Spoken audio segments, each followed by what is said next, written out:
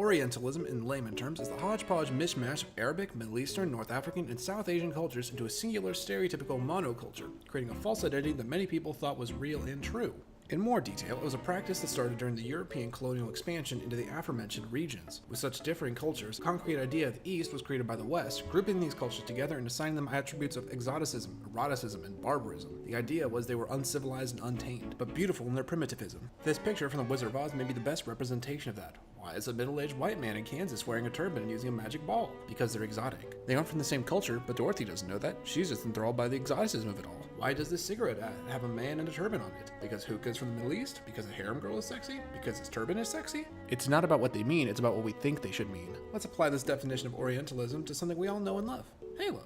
Because it's educational. And Barry will help us. Hi. This is the Sangheili, a saurian alien species known for their warlike nature, deep sense of honor, and feudal clan system. I'm so glad you know stereotypical facts. Well, I know a lot about elites. They're so fascinating, so strong and brave, but also so savage. It's no wonder all their architecture is made of rocks and stuff. Think for a species out of spaceships, they know how to make real buildings. I mean, they have. So interesting how they're all warriors and how they're all so obsessed with honor. Well, that's an exaggeration.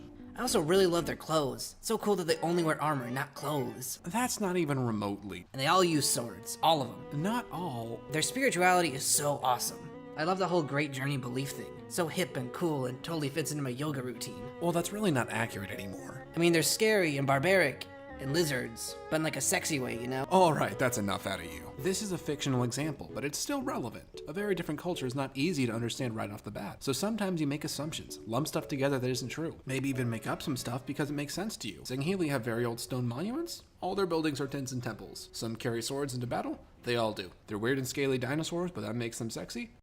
I don't know about that one.